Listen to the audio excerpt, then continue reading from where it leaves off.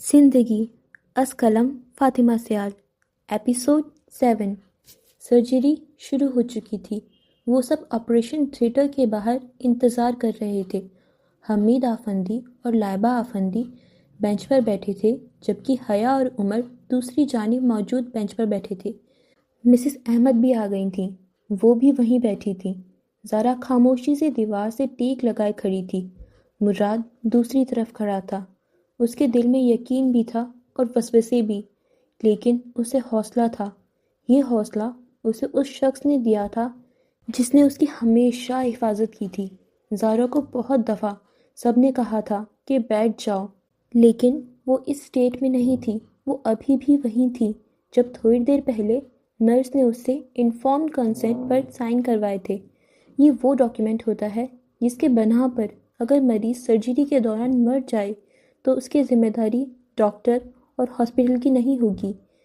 اسے سائن کرتے وقت اس کے ہاتھ کانپ رہے تھے۔ وہ ابھی بھی اپنے ہاتھوں کی کپکپاہٹ محسوس کر سکتی تھی۔ اس نے ایک گہرا سانس لے کر خود کو نارمل کرنے کی کوشش کی۔ انتظار لمبا ہوتا جا رہا تھا۔ سیکنڈ منٹوں میں اور منٹ گھنٹوں میں بدل گئے تھے۔ زارا نے اب بے چینی سے ٹہلنا شروع کر دیا تھا۔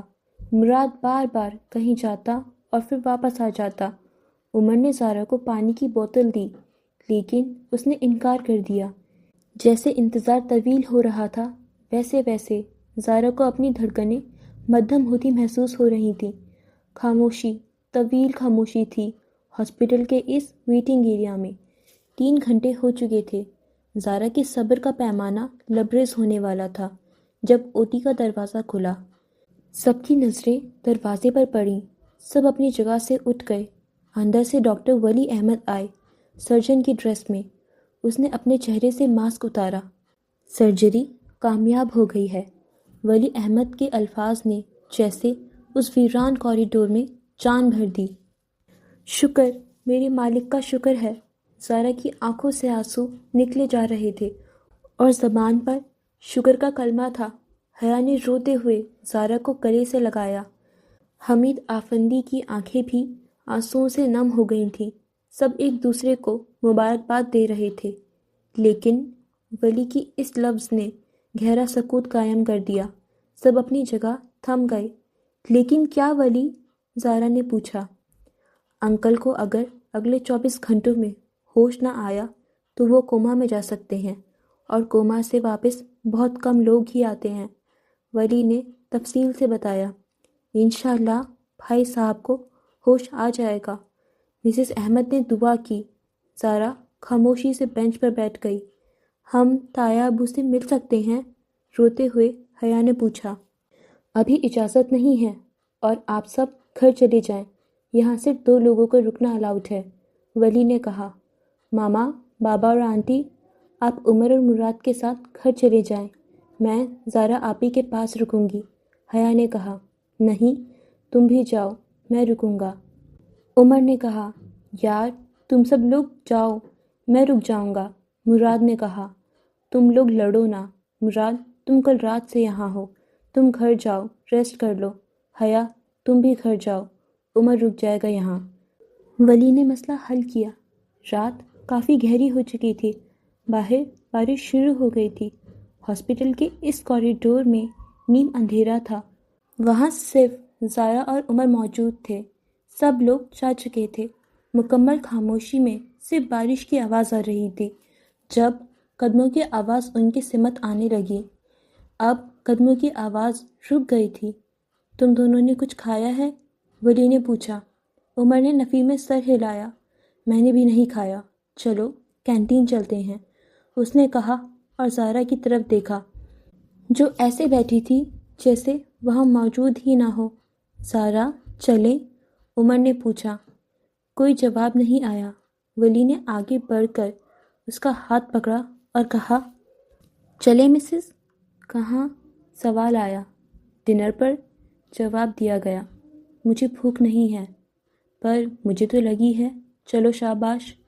لیکن زارا نے کہنا چاہا، لیکن ولی نے اسے کھینچ کر اٹھا لیا۔ چلو، ولی نے کہا۔ وہ اس کا ہاتھ پکڑ کر اسے لے جا رہا تھا۔ عمر بھی مسکرا کر ان کے پیچھے آ رہا تھا۔ یہ ایک چھوٹے سے اپارٹمنٹ کا منظر تھا۔ وہ 2 دن بعد گھر آیا تھا، اپنی عادت سے مجبور صفائی کر رہا تھا۔ اس اپارٹمنٹ میں 2 کمرے تھے، ایک اس کا بیڈ روم اور دوسرے میں وہ کام کرتا تھا۔ اس میں پوری دیوار پر کمپیوٹر سسٹم لگا تھا۔ وہ دکھنے میں کسی سافٹ ویئر انجینئر کے کام کی جگہ لگتی تھی۔ کمروں کے باہر ایک چھوٹا سا لانچ تھا اور سامنے اوپن کچن، جہاں اس وقت وہ برتن دھو رہا تھا۔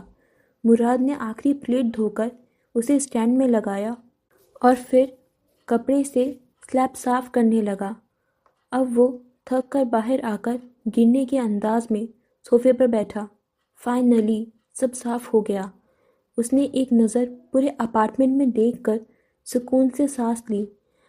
کیپٹن مراد ابراہیم کی یہ بات مشہور تھی کہ وہ ایک صفائی پسند انسان ہے۔ وہ اسی صفائی سے لوگوں کا کام بھی تمام کر دیتا تھا اور کسی کو پتہ بھی نہیں چلتا تھا۔ شکر ہے تم صاف ہو گئے میری سویٹ ہوم، اس نے اپنے گھر کو مخاطب کر کے کہا اور آنکھیں بند کر لیں تو آنکھوں کے سامنے ایک منظر لہرایا۔ وائٹ کوٹ پہنے لڑکی نے مڑ کر اسے دیکھا۔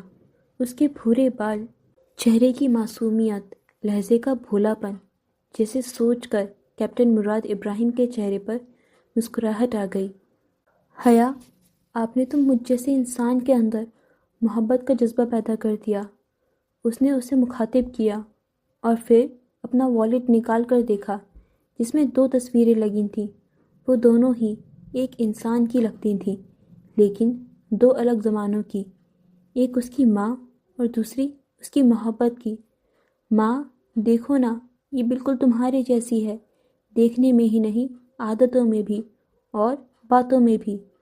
اس نے مسکرا کر اپنی ماں کی تصویر سے کہا، ماں، تم تو مجھے چھوڑ کے چلی گئی، لیکن مجھے یقین ہے کہ یہ مجھے کبھی چھوڑ کے نہیں جائے گی۔ حیا، میں ٹھیک کہہ رہا ہوں نا؟ اس نے حیا کی مسکراتی تصویر سے پوچھا۔ باہر رات ایسے ہی قطرہ قطرہ گہری ہو رہی تھی اور ایک محبت میں دیوانہ انسان ایسے ہی تصویر سے باتیں کر رہا تھا۔ یہ لو، پی لو، ولی نے پانی کی بوتل زارا کی طرف بڑھاتے ہوئے کہا۔ وہ دونوں اس وقت ہاسپٹل کے بیرونی حصے پر موجود بینچ پر بیٹھے تھے۔ رات کے 3 بج رہے تھے۔ عمر اندر سو چکا تھا اور وہ لوگ باہر تھے۔ بارش کے بعد موسم کافی خوشگوار ہو گیا تھا۔ گیلی گھاس اور ٹھنڈی نم ہوائیں ماحول کو سحر انگیز بنا رہی تھیں اور پھر ان پر پڑتی چاند کی روشنی۔ کیا سوچ رہی ہو؟ ولی نے اس سے پوچھا۔ تمہیں پتہ ہے میں بچپن سے اکیلی ہوں، مجھے تو ماں باپ کا پیار بھی نہیں ملا۔ میں نے جب ہوش سنبھالا تب میں نے خود کو اپنی ملازمہ کی گود میں پایا، سکینہ بی بی، وہی ہوتی تھی میرے ساتھ۔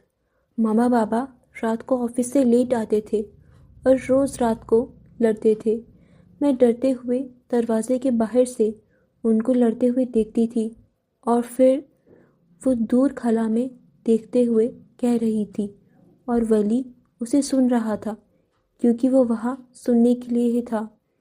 اور پھر جب میں 10 سال کی تھی تو ایک دن میں اسکول سے آئی اور ماما اپنا سامان باندھ رہی تھی، ملازمہ میرا سامان باندھ رہی تھی اور بابا غصے سے اسٹڈی روم میں بند تھے۔ ماما مجھے ساتھ لے کر جا رہی تھی اور مجھے ان کے ساتھ نہیں جانا تھا، مجھے بابا کے ساتھ رہنا تھا۔ وہی تو تھے جو کبھی کبھی پیار کرتے تھے۔ میں نے بابا کے اسٹڈی روم کے دروازے کو بہت بجایا، ان کی منتیں کی مجھے روک لیں، لیکن انہوں نے دروازہ نہیں کھولا۔ اس کی آنکھوں سے آنسو نکل رہے تھے۔ ماما نے مجھے اپنے گھر لے جا کر ایک کونے میں پھینک دیا۔ وہ لیٹ رات کو گھر آتی تھیں۔ میں سارا دن گھر میں اکیلی ہوتی تھی۔ اسکول میں مجھے مہنور اور اس کی دوستیں بلی کرتی تھیں۔ وہ میرا راستہ روک لیتی تھیں، کبھی مجھے کیچڑ میں دھکا دے دیتی تھیں، کبھی ٹیچر سے مار پڑواتی تھیں۔ ایک دفعہ انہوں نے مجھے کلاس روم میں لاک کر دیا تھا اور پھر اس نے اپنے آنسو صاف کیے اور گہرا سانس لیا اور پھر وہ اسے بتاتی گئی، زارا احمد نے زندگی میں پہلی بار اپنا دل ہلکا کرنے کا فیصلہ کیا تھا۔ وہ کہتی گئی اور ولی احمد سنتا گیا۔ سارا، تم ٹھیک ہو؟ اس کے خاموش ہونے کے بعد ولی نے پوچھا۔ ہاں، کہہ کر اس نے اپنے آنسو صاف کیے۔ تمہیں پتہ ہے تم بہت بہادر ہو، میں تو حیران ہوں تم نے اتنی مشکلات کا سامنا اکیلے کیا۔ ولی نے نرم مسکراہٹ کے ساتھ کہا تو زارا نے فوراً اسے دیکھا۔ بھوری آنکھیں ٹکرائیں تو ایسے لگا جسے چاند کی ساری روشنی ان پر پڑ رہی ہو۔ ولی احمد کو ان بھوری بادامی آنکھوں سے عشق ہو گیا ہے۔ اس نے اعتراف کر دیا۔ اعتراف کا لمحہ آ گیا تھا۔ زارا آفندی کو یقین نہیں آ رہا تھا۔ کیا کہا؟ اس نے پوچھا۔ آنکھیں کسی نے نہیں پھیری، جیسے یہ جنگ ہو محبت کی، زندگی کی۔ تم میری زندگی ہو، تم نے زارا آفندی مجھے زندگی دی ہے۔ لہجے میں صرف محبت تھی۔ اور پھر زارا آفندی نے یقین کر لیا، مسکرا کر، محبت سے۔ زارا آفندی کو بھی ولی احمد سے محبت ہو گئی ہے۔ اور پھر زارا نے بھی اعتراف کر لیا۔ اب بے یقینی کی باری ولی احمد کی تھی۔ اس نے نرمی سے اس کا ہاتھ تھاما۔ اس کی آنکھوں میں آنسو آ گئے تھے۔ وہ اسے رشک سے دیکھ رہا تھا، عقیدت سے۔ ولی احمد رو رہا تھا۔ اسے زندگی نے اس کی زارا واپس کر دی تھی۔ میں وعدہ کرتا ہوں میں تمہاری حفاظت کروں گا، سب سے، مہنور سے، ہمارے ہر دشمن سے۔ اس نے وعدہ کیا۔ زارا نے آنکھوں میں آنسو لے کر سر ہلایا۔ مجھے یقین ہے۔ زارا نے اپنے ہاتھ سے اس کے آنسو صاف کیے تو ولی نے اسے سینے سے لگا لیا۔ مجھے چھوڑ کر تو نہیں جاؤ گی؟ سوال کیا گیا۔ کبھی نہیں، جواب آیا۔ زارا نے سکون سے آنکھیں بند کر لیں۔ اس آغوش میں بہت سکون تھا۔ چاند کی روشنی ابھی بھی ان پر پڑ رہی تھی، جیسے چاند ان کو دیکھ کر مسکرا رہا ہو۔ وہ چاند جو سب کی کہانیوں سے واقف ہوتا ہے۔ صبح کا سورج طلوع ہو گیا تھا۔ عبدالخان ہاؤس کے اندر جایا جائے تو وہ اس وقت نماز پڑھ چکی تھی، لیکن ابھی تک جائے نماز پر بیٹھی تھی۔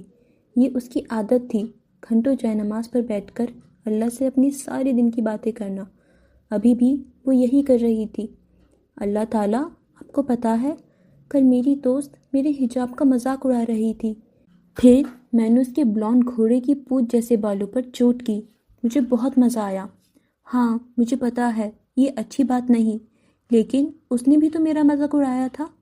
وہ ایسے بات کر رہی تھی جیسے اللہ تعالیٰ اسے جواب دے رہے ہوں۔ ارے ہاں، کل زارا آپی کے بابا کی سرجری تھی، مجھے وہاں جانا ہے آج۔ اوکے اللہ تعالیٰ جی، ظہر کی نماز کے وقت ملتے ہیں۔ دعا مکمل کر کے وہ اٹھ گئی۔ اب وہ جاب پر جانے کی تیاری کرنے لگی تھی۔ اسے ابھی ناشتہ بھی بنانا تھا۔ ہاسپٹل کا منظر اب بدل چکا تھا۔ علی آفندی کو ہوش آ چکا تھا۔ خوشی کی لہر اس ویٹنگ ایریا میں پھیلی ہوئی تھی۔ وہاں سب موجود تھے۔ ابھی علی آفندی سے ملنے کی اجازت نہیں ملی تھی۔ ایک وقت میں ایک شخص ہی مل سکتا تھا۔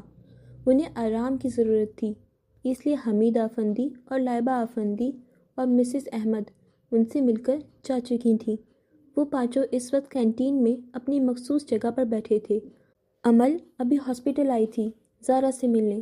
جب اس نے اسے دور سے کینٹین میں دیکھ کر ہاتھ ہلایا، زارا آپی، امل کہتے ہوئے ان کے قریب آئی تھی۔ ارے امل، زارا اسے دیکھ کر اپنی جگہ سے کھڑی ہو گئی۔ السلام علیکم۔ امل نے وہاں آ کر سب کو سلام کیا۔ سب نے جواب دیا، لیکن ایک شخص نے تو جیسے اسے سنا ہی نہیں ہو۔ مراد حیا اور عمر سے باتوں میں مصروف تھا۔ اس نے ایک نظر اٹھا کر بھی امل کو نہیں دیکھا۔ امل کو اس کا بے نیاز رویہ کافی عجیب لگا، مگر اس نے نظر انداز کیا۔ امل، یہ ولی ہے، میرا شوہر۔ زارا نے امل سے اس کا تعارف کروایا۔ کیسے ہیں آپ ولی بھائی؟ بہت مبارک ہو آپ لوگوں کو۔ میں نکاح میں شرکت نہیں کر سکی۔ میں ٹھیک ہوں، کوئی بات نہیں، آپ شادی پر ضرور آنا، ولی نے خوش اخلاقی سے جواب دیا۔ اور حیا کا تو تمہیں پتہ ہے، یہ عمر ہے، ولی کا بھائی، اور وہ مراد ہے، ولی کا دوست، امریکہ سے آیا ہے۔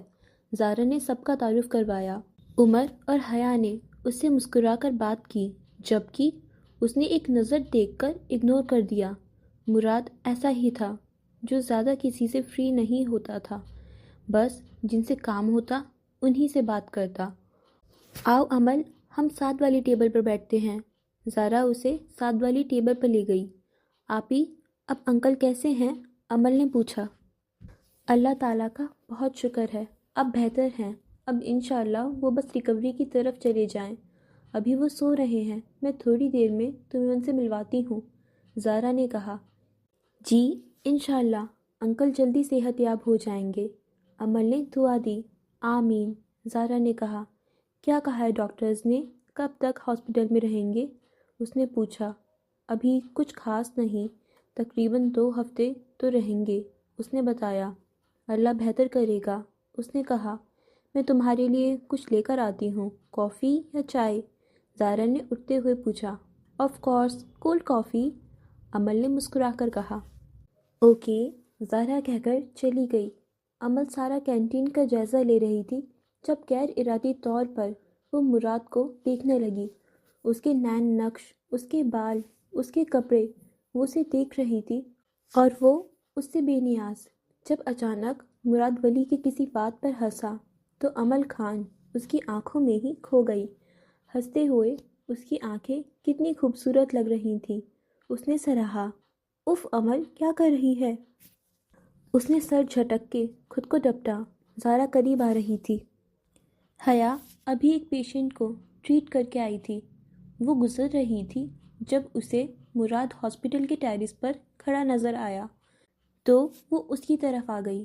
سورج غروب ہو رہا تھا اور ٹیرس سے یہ منظر کافی دلکش لگ رہا تھا۔ تم یہاں اکیلے کیا کر رہے ہو؟ اس نے پوچھا۔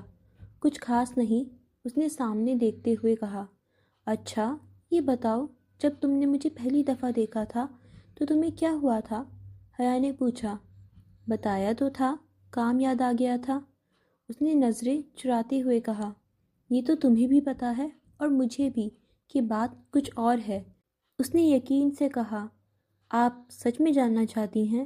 مراد اس کی طرف گھوما اور سوال کیا۔ جی سچ میں، حیا نے بھی اسی اعتماد سے جواب دیا۔ تو مراد نے اپنے والیٹ سے اپنی ماں کی تصویر نکال کر اس کے ہاتھ میں دے دی۔ یہ دیکھو، اس نے کہا۔ تو حیا نے تصویر دیکھی جس سے وہ شدید حیرانی میں چلی گئی۔ مراد، یہ کون ہے؟ یہ تو بالکل، اس نے حیرانی سے کہا۔ یہ میری ماں ہے، آپ کی شکل ان سے بہت ملتی ہے۔ جب میں نے آپ کو پہلی دفعہ دیکھا تو مجھے اپنی آنکھوں پر یقین نہیں آیا، مراد نے بتایا۔ تمہاری والدہ کا تو انتقال ہو چکا ہے نا؟ اس نے افسوس سے کہا۔ جی، میں جب 5 سال کا تھا تو میرے بابا کا انتقال ہو گیا۔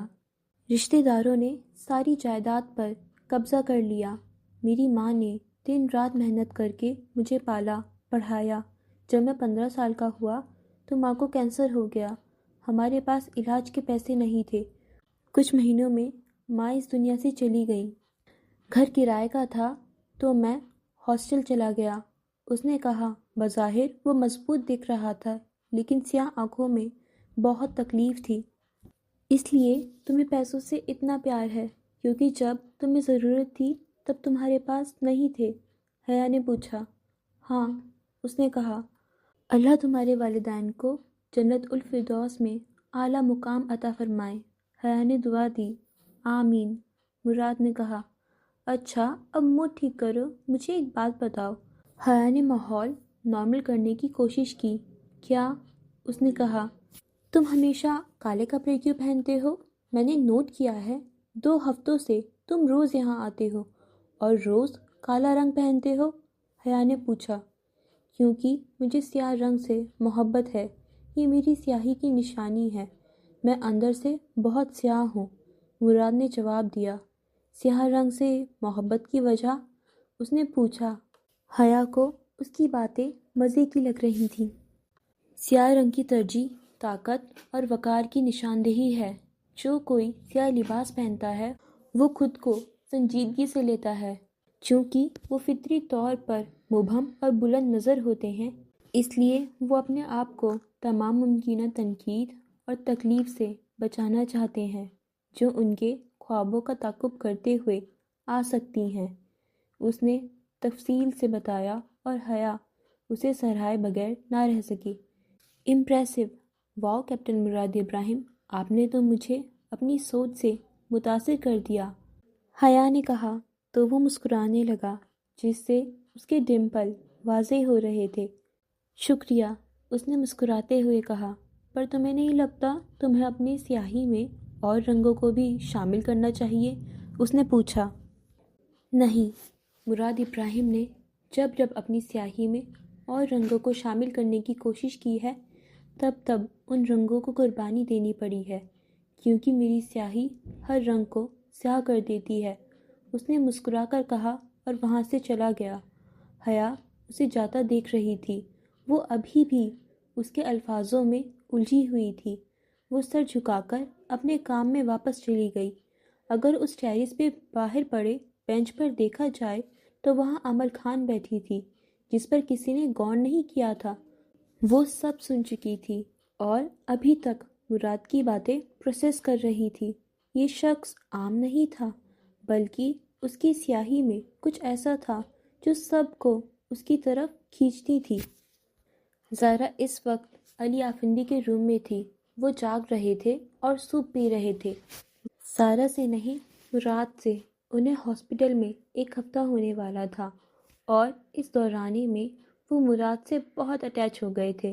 ان دونوں کی بہت دوستی ہو گئی تھی۔ پچھلے 2 دن سے مراد ان کے پاس ہی سوتا تھا۔ زارا کو اس بات کی بہت خوشی تھی کیونکہ اس وجہ سے وہ بہت تیزی سے ریکوری کر رہے تھے۔ ابھی بھی زارا انہیں مسکرا کر دیکھ رہی تھی جبکہ مراد نے علی آفندی کو باتوں میں لگا کر سارا سوپ پلا دیا تھا۔ علی، اب تم جلدی سے دوائی کھا لو ورنہ تمہاری بیٹی نے مجھے کھا جانا ہے، اس نے دوائی ان کی طرف بڑھاتے ہوئے کہا۔ یار تم صحیح کہہ رہے ہو، اس کی بات نہ مانو تو ایسے ہی کرتی ہے۔ علی آفندی نے بھی اس کی ہاں میں ہاں ملائی۔ یہ آپ دونوں میری برائیاں کیوں کر رہے ہیں؟ زارا نے ہنسی روکتے ہوئے بامشکل کہا۔ دیکھا علی کیسے دھمکا رہی ہے؟ مراد نے پانی کا گلاس واپس رکھتے ہوئے کہا۔ زارا تم میرے دوست کو نہ ڈراؤ۔ علی آفندی نے اس کی سائیڈ لی جس پر اس نے معصومیانہ منہ بنا لیا۔ نہیں ڈرا رہی میں آپ کے دوست کو، جا رہی ہوں میں، وہ کہہ کر کمرے سے چلی گئی، جس پر وہ دونوں ہنسنے لگے۔ باہر آ کر زارا بھی ہنسنے لگی۔